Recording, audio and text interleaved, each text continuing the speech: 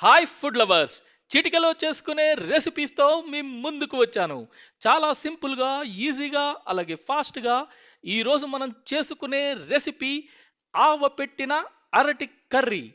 దీనికి కావలసినవి 4 అరటికాయలు.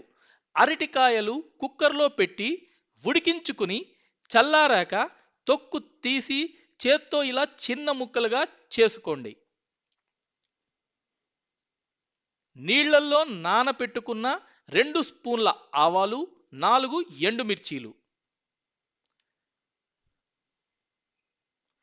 నిమ్మకాయంత చింతపండుతో చేసుకున్న చిక్కటి చింతపండు రసం. ముందు ఆవాలు, ఎండుమిర్చి మిక్సీలో గ్రైండ్ చేసి పక్కన పెట్టుకోండి. ఇప్పుడు స్టవ్ మీద బాణలి పెట్టి నూనె వేసి వేడి చేసుకుని 1 స్పూను ఆవాలు, 1 స్పూన్ శనగపప్పు, అర స్పూను మినప్పప్పు, కరివేపాకు వేసి వేపండి.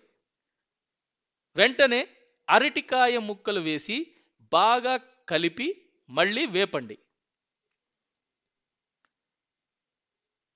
చింతపండు రసం వేసి కలుపుకోండి. చింతపండు రసంలోనే చిటికెడు పసుపు కలుపుకుని వేసుకోండి. మిక్సీలో గ్రైండ్ చేసుకున్న ఆవ మిశ్రమం వేసి మళ్ళీ కలపండి. తగినంత ఉప్పు వేసి కలుపుకోండి. అంతే, ఘాటుగా ఆవపెట్టిన అరటి కర్రీ రెడీ. వేడి అన్నంలో కలుపుకుని నెయ్యి వేసుకుని తింటే ఆహా ఏమి రుచి, తినగా మైమరచి అని పాడాలనిపిస్తుంది.